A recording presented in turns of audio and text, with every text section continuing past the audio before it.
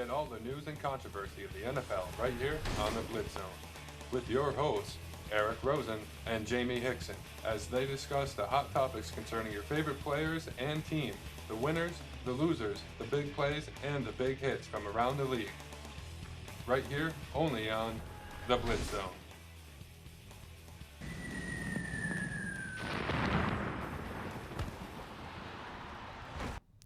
It's Friday, October 14th, 2016. It's that time of the hour for your favorite NFL and college football program. Welcome to week 6 of the Blitz Zone. Hi, everybody. My name's Eric Rosen. We're coming to you live from the studios of CTV in Staten Island, New York. With me, as always, to my left is Mr. Jamie the Sportsman Hickson. Your left or your right? Well, to my right. You're on the left. Yeah. Well, to your, my left on screen. Well, to your left on the television screen, yeah. And to my left, right on the television screen, can't believe I can't tell my lefts and rights right now, is our special guest co-host, my main man, my other main partner right here, and the good friend, my Mr. Sean Dennis. Great to be here. Great to be here. I love that Clemson jersey. What's not to like about it, other than the fact that it's nice, authentic. Other than the fact that it's Sammy Watkins and he's on IR, but but still, it's nice. Yeah, Clemson's got a lot to be proud about because the other guy that's wearing number 2 right now, Deshaun Watson, has already got them in first place in their division in the ACC.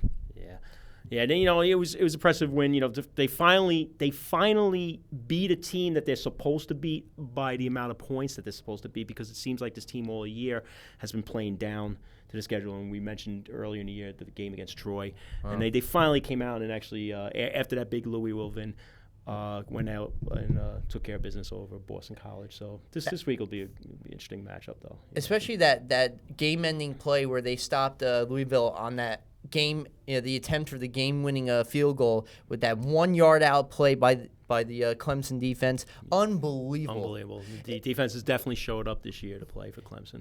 We got, on tonight's show, we got so much to talk about, so much stuff. We're going to get into the news of the week, starting with, of course, the Baltimore Ravens, a team that's lost 2 straight games in a row, including this past week in the Battle of the Beltway against Baltimore.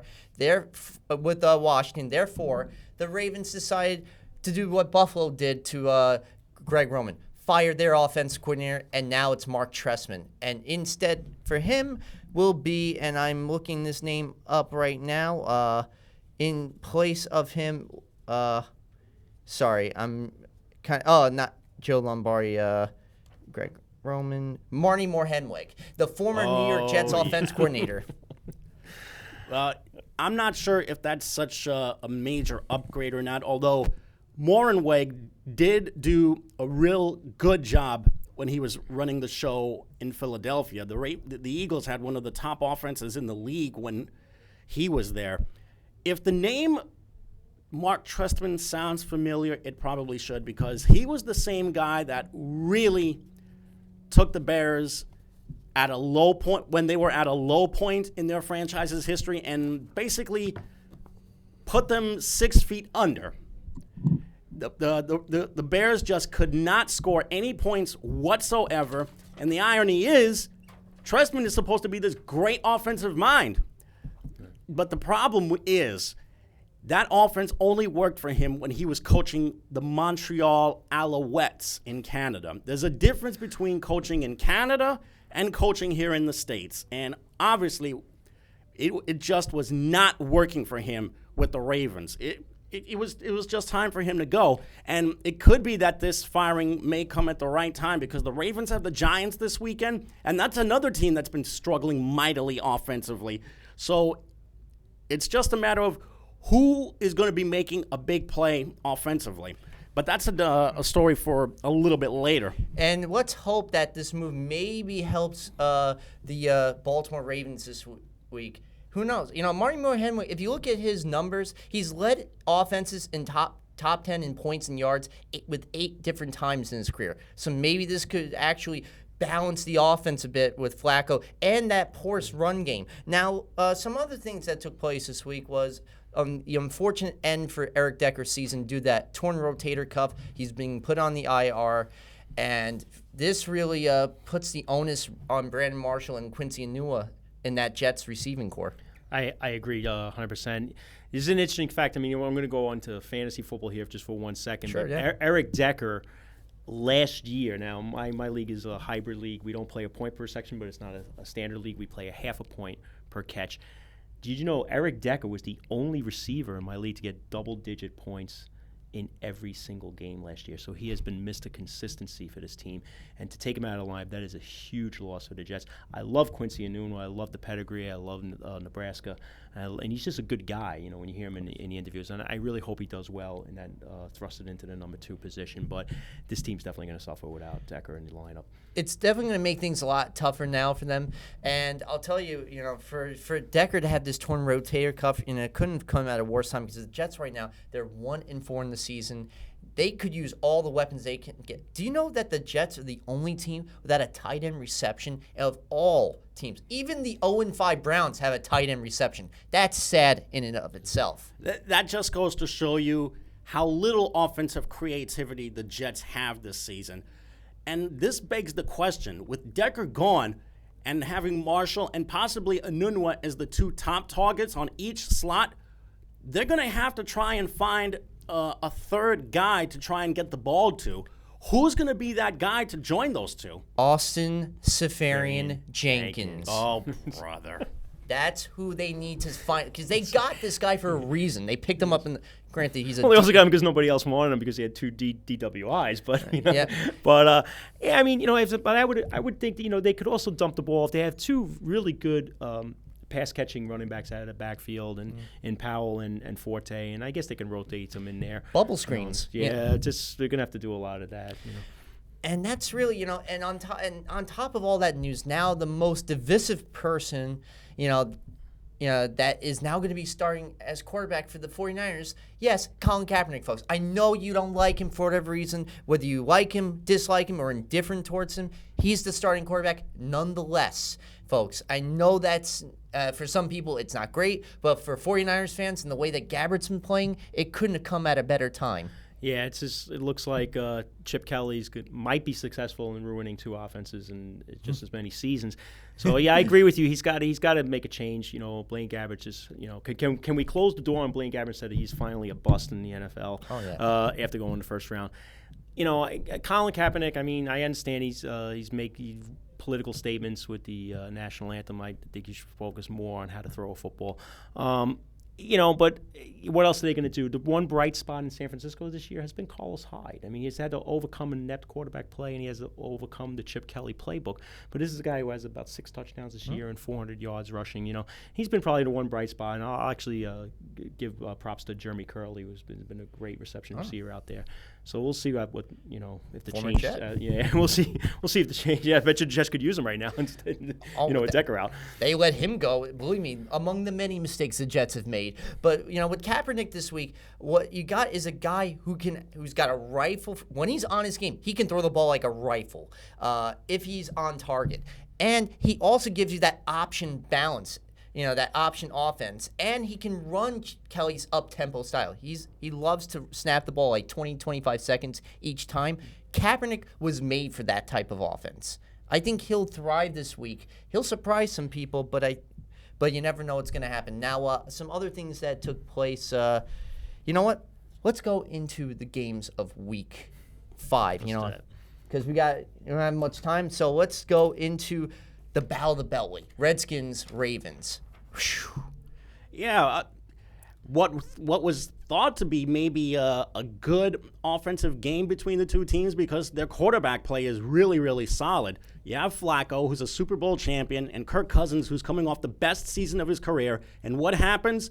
The Redskins' defense comes in to save the day, and it was just masterful. They had a great game plan going against Flacco, and they were able to come away with the victory. Now they've won 3 in a row. They're thriving right now. And you notice there's no more talk of pointing fingers if not at Kirk Cousins, then at anybody else. Oh, no. But Jameson Crowder had that big 85-yard punt return play. That's what really propelled them. And some of the big mistakes that the Ravens had in this game. And what really killed them was the C.J. Mosley play. He gets an interception. It looks like he's going to get the go-ahead touchdown when they were down 13-10. Fumbles the ball just shy of the goal line. And then it's a touchback, giving the ball back to the Ravens. And the game-ending, what we thought was a touchdown from Brashad Perriman, unfortunately was one foot in and the other one out. See, they really need to think about changing this rule. Adopt the college rule, where if you catch a touchdown in the end zone, all you need is 1 foot inbounds instead of 2. It would solve a whole lot of problems. And it would also bring some scoring up. And the injuries, because sometimes some of these plays, they take a lot of risks with those both feet in. Trying to get both in, yeah, I agree. But I mean, we're talking about the 1 foot in, one foot out, and the NFL probably will never adopt that. But can we determine what a catch is? Because you have this whole Calvin Johnson rule too. The receiver have the possession all the way down into the ground. It's just it places a onus on the referees, because you might look at it one way and Jamie looks at it another way and I look at it a third way. It's just come up with something consistent across the board. And that came to play in the Des Bryant game against Green Bay. Remember that famous playoff? Oh, I remember it. As a Cowboys fan, I definitely remember that play. But and like you said, that came into play in that situation and other situations we've seen in the past. So let's hope that the NFL will listen to us and listen to other fans and maybe adopt some new rules. Now the Patriots, of course, in the debut of Tom Brady was like a cage lion, and guess whose piece of meat was? The Cleveland Browns. Yum, yum, yum, 406 yards. Should anybody be surprised as to how effective he was during this game? I mean, this is Tom Brady we're talking about here. Granted, he's not getting any younger. He's 39 years old, yet he played the same way that he always does in a victory. He played like he was maybe 10 to 15 years younger. And you have to consider, it's the Cleveland Browns. The Village Bicycle of the NFL. Or more like the sacrificial lamb of the NFL. Do you know they're the only winless team in the NFL right now? Oh, yeah. If anything, they should probably be at least 2-3 or maybe 3-2 if it hadn't been for some really major self-destruction defensively at the end of a couple of games. But we just need to call a spade here. Tom Brady was terrific, and I think this team is only getting started right now with him back. 2 words: Martellus Bennett. Yeah. 37-yarder, you guys. Yeah, we haven't seen the dual tight end since they had Aaron Hernandez on the team when they had Gronk and this Hernandez, is my least favorite human being in the Yeah, world. I know it's everybody's, but I had to bring it up because that was the last time you saw 2 tight ends that have been this dominant in New England, and it'll be interesting to see, from here on out. I think Brady would have had a 4th touchdown in that game if he wasn't so willing to give LeGarrette Blount another touchdown. Keep giving him, feeding and he keeps getting stuffed on the goal line. He probably went to the huddle and said, "Come on, Gary, it's 1 yard for crying out loud. Can you just get 1 more yard?" So, but yeah. I'll have to take matters into my own hands. Whitehurst got hurt in that game. He limped off, and now he got cut by the team. And now they have Chris Hogan from the practice squad. 5 quarterbacks in 5 games, folks. What does that tell you right there about Cleveland? And Paul DePodesta, the baseball guy running the things. It's really interesting that you mentioned Martellus Bennett. He's a guy who really hasn't been given a fair shake in a couple of places. Giants? Yeah, well, it's funny you mention that because that 1 year that he had with the Giants, he set a career high in catches. He had 55 catches that 1 year with the Giants. And then when he played 3 years with the Bears, that 1 year, he led every tight end in the NFL with 90 catches. He had some not too nice words to say about his former Mark team. Trestman, I believe, right? So there we go. Ironically enough, it was we've with Mark come full Trestman. circle to And Mark so we've Trestman, come full circle. And ESPN did a great half-hour E60 story about him and his brother Michael. Do you know that they're both sons of a retired Navy officer? Yeah.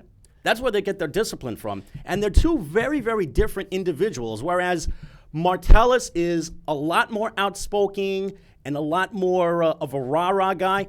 Michael, who's a defensive guy, is actually more, he's very, very silent and very quiet, too. But they're very, very close. They're 2 two great brothers and a really great story with those two. You talk about silenced and all that. How about the Texans were silenced by the Minnesota Vikings 31-13. Adam Thielen came out of nowhere with a big 127-yard performance. That'd be great. It'd be great if you picked him up in your daily fantasy league, Adam Thielen. But people thought of that with Diggs out. The Vikings have a habit of doing that to you this year. It looks like on defense, really embarrassing you. And they're playing at the top of their game right now. They haven't given up more than 16 points in a game so far this year. That's really telling. That's Mike Zimmer has really improved the face of that Vikings defense since he came from Cincinnati. And the Eagles, of course, went to Motown after their bye week, and of course they got mowed down by 1 point. Matt Prater's 29-yard field goal at the end, 24-23. They lose. Yeah, but the Eagles wound up falling behind early, and that was death against a Lions team that, quite frankly, they should have beaten. And I think for once we can come down off of that Carson Wentz high horse. For one, he threw his first interception of the season. Unfortunately. Yeah, and also Ryan Matthews fumbled. The fumbled. Eagle defense was uncharacteristically shredded by the Lions running game for some reason.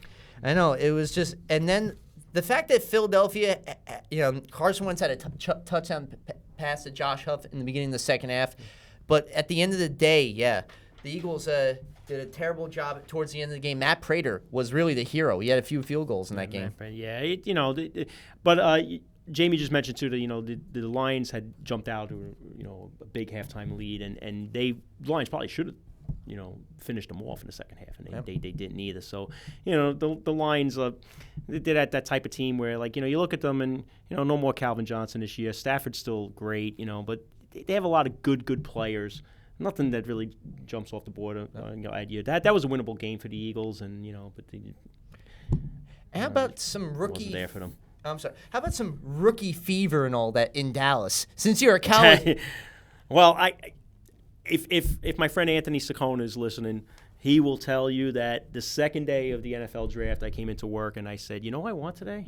I said, I want Dak Prescott. As he's my witness. And sure enough, in the fourth round, they went out and they grabbed him. And we got to get him on the phone. Yeah, no, he'll tell you that. I came in, I was very happy with the Ezekiel Elliott pick in the first round. Second round pick, I hated because we picked a guy that's not even playing this year. And then, when we get into the fourth round, I said, I watched this kid at Mississippi State. And, in Dallas, he's going to have a better line than he had in college. And, much. He's poised. He was NFL ready, on week one. And Dallas wasn't expecting him to perform like this. They were expecting him to hold a clipboard.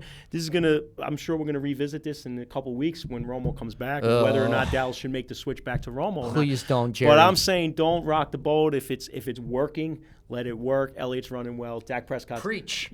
Testify.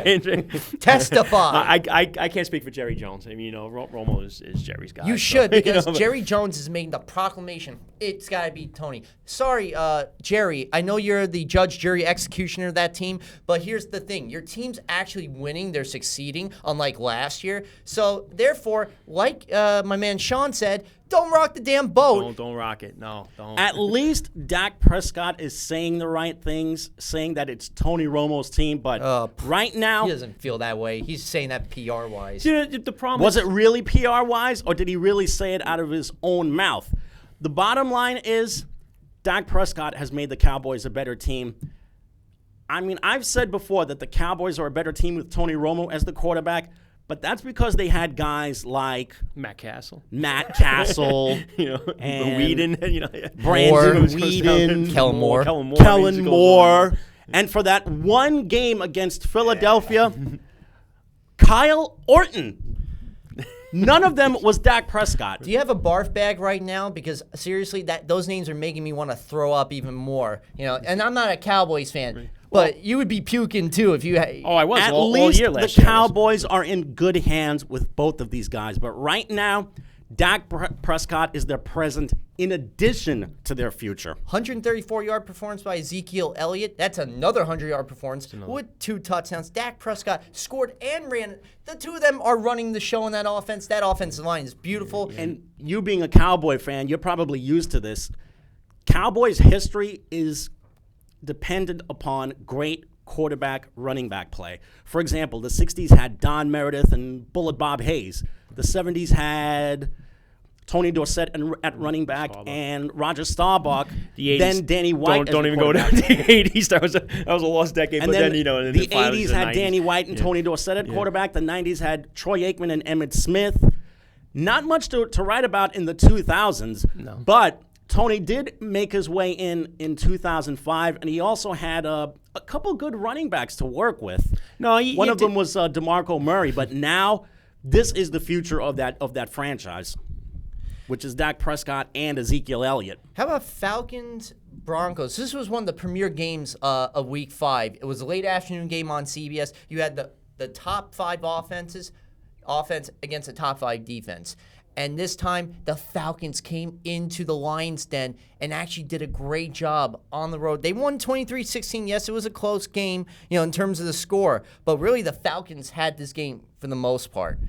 And I got to give it up to Tevin Coleman, the Coleman to Freeman connection, the CF connection. That is really... This is what happens when you make good use of a running back combo like this. If you pound the ball to them, results are going to happen. And the 3.5 sacks by Vic Beasley. He had a monster performance. Yeah, and then, I'm sure when we get to the review of last night's game 2, now Denver dropping 2 in a row, in 4 days. And in this division that you thought they were going to really wrap up, look who's banging on the door right now, the Oakland Raiders at 4-1. And, it's been that kind of year. Yeah. So what I'm going to do is I'm going to go through some games quickly. Bills, Rams in Tinseltown. Kel Ropey, former USC guy, comes in, gets 2 intercepted passes, including a pick 6. Unbelievable game. He helped them go ahead 23-16 with that 3:54 left in the third quarter. The Bills win 31-19. Tyrod Taylor and the Bills team have won 3 in a row. Their running back situation is a lot better than it was under Greg Roman with Anthony Lynn. Titans, Dolphins, of course, in the stadium that you said has less seats and now has a roof, which is Hard Rock Stadium in Miami. I saw the YouTube video about it. It looks like a brand new stadium that was built from scratch. You never would have known that it was the old Joe Robbie Stadium, which was constructed 28 years ago. This actually looks good. Can they build a brand new quarterback in Ryan Tannehill? Because after he got sacked, 6 times, 3 different linemen had 2 sacks each, including Derek Morgan, Jarrell Casey, and Brian Arakpo, who rocked him for more yards than I can even say. They ended up winning 30-17 on the 4-touchdown performance of Marcus Mariota. Well, that's a product of no offensive line and the quarterback not doing enough to either make a play by using his feet or just throwing the ball away to avoid a sack. An incredibly bad Dolphins team. And how about the Colts at home against the Bears? T.Y. Hilton gets the game-winning touchdown from 35 yards out, about 3:43 to go. Colts win 29-23. So did my fantasy team. Oh, T.Y. Hilton. Nice.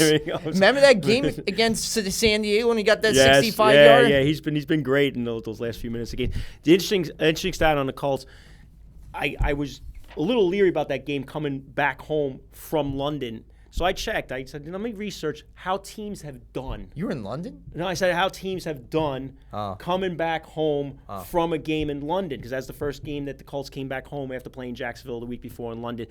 Do you realize in the history of the NFL, all the games that have been played in London, the following week, every team has had a bye, with the exception of the Colts. So I want to know who made that schedule up. So, but they came home and, that's a lot on a team to go from London back home in the same week, not have a bye. They took care of business on a Bears team that I think is a little better than their 1-4 record shows right now. The thing about this Bears team, they're a product of multiple injuries on that defensive front seven.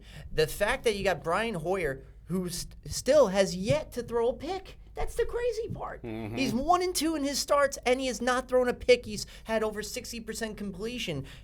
And Jordan Howard, honestly, has been amazing. I was about to say, you were about to mention another rookie running back, and you mentioned Elliott, and Jordan Howard now 2 consecutive 100-yard games since taking over for Langford. So, again, the Bears, the season pretty much is over at 1-4. But but they're definitely they're gonna be a tough out. They're a tough opponent to anybody that they're gonna play this year. Definitely. And how about what the Chargers did best for most of the weeks up until last night? You mean self-destruct?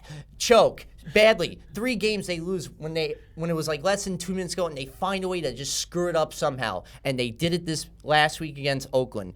Yeah, especially giving up the 21-yard touchdown to Michael Crabtree that ended up being the game winner. They lost 34-31. It makes it as big of a win as this was for the Raiders against their longtime hated division rivals. What must the fans be thinking? Because I just saw the Raiders just signed an agreement with the city of Las Vegas to get a stadium built there. And the city council has already signed off on $1.8 billion in funding to put that stadium together in Vegas, which means it's just a matter of time before we start calling them the Las Vegas Raiders. Hey, you know what their commercials be? It should be, come and gamble with your season tickets on the Las Vegas Raiders. Yeah, that's right. Next thing you know, they're going to replace the logo of the pirate with a pair of dice. Oh, yes, that's right. You won't crap out watching our team. Oh, boy. Just think about this. Instead of the usual fans wearing silver and black or having their faces painted silver, you're going to be seeing Elvis impersonators. You're going to be seeing showgirls. Visors. Maybe you'll see a Wayne Newton sighting every now and then. Oh, brother. They wear black, so they'll be good for Wayne Newton. They already wear black on the team, but and when they get a touchdown and they're up 21-0, blackjack. Yeah. Sorry, I just could not resist the Vegas puns and all that. You can't. They write itself. We'll see where they go from there. But right now, they're riding high at 4-1, so maybe. Carr's doing a great job. They'll keep them. Buccaneers, Panthers, Monday night. Of course, Roberto Guayo, who is one of the craziest pickups for the Buccaneers out of Florida State, got the game-winning field goal with from 38 yards out as time expired. And, of course, the defending NFC 15-1 Panthers from last year are now 1-4. How about them apples for Panther fans? Well, not having Cam Newton is not helping matters. Of course, he already missed that game because of a concussion. Believe me, those apples don't taste good. At the same time, this is a big win for Tampa. They need something to try and right themselves for the rest of the season. Winning against their division rivals was a big start for them. And, of course, New York did what it's done best the last few weeks. Brother, do we have to even try and harp on this? Let me make it really simple for you. The Jets played the Steelers. Yeah. They had their chance to win this game. But the turning point was the touchdown that Ben Roethlisberger threw to end the first half.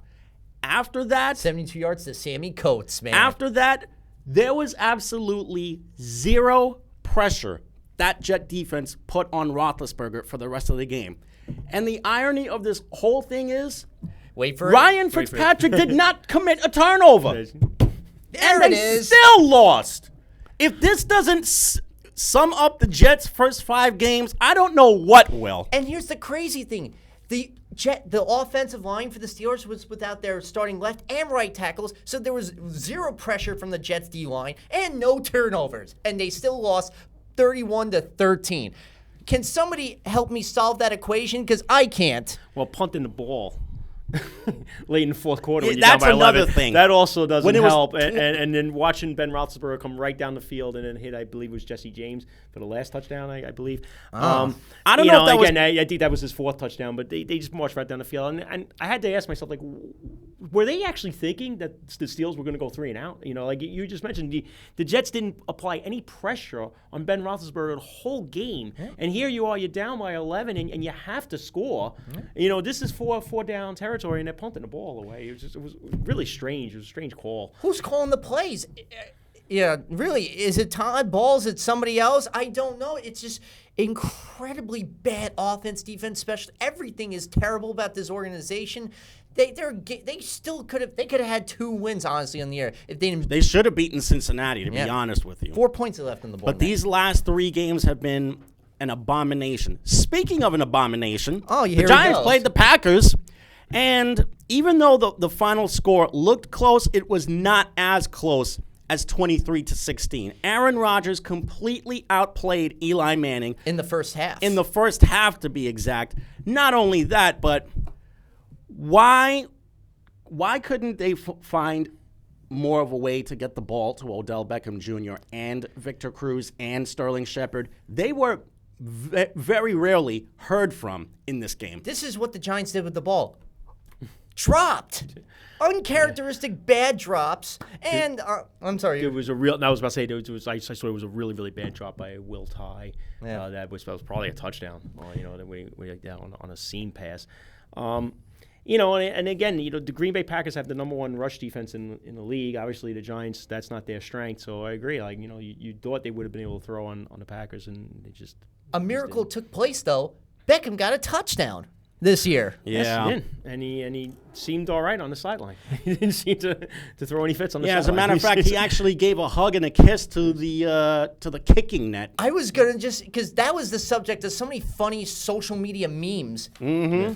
Especially the one where that's right, I got you, Odell. I got you. And now, let's go into week 6. Yeah, starting with last night. Oh, Vikings, undefeated. Tampa Bay, nice victory, but it was against Carolina. Yeah, and then came last night when the Broncos took on the Chargers, a game that, quite frankly, the Chargers needed, because after being close for all 5 games this season, they needed to get themselves off to a good start, and they did that. But this time, as good of an accomplishment as Phillip Rivers made, breaking Dan Fouts' passing yardage record, he's got to take his defense out to dinner, because they did such a good job game planning against Trevor Siemian, who made his return to the game from injury. He may also send a nice fruit basket or assorted cheeses and wines to Josh Lambo. Josh Lambo, I was about to say four field goals in the game. Yeah. Yeah, he was on his game. But Denver also took themselves out of the game. 12 penalties for 103 yards. You're not going to win many games when you have 100 yards in penalties. And if you think about that, that's the equivalent of an entire football field. That's like saying, Melvin Gordon, you had 94 yards last night, but we had 103 yards in penalties, so that's like 197 out of your running back. You're going to take yourself out of games. And now, man, here we go. In the neighborhood, Ravens visiting Giants, a game of 2 desperate teams who need a victory at MetLife Stadium. 1 o'clock on Fox.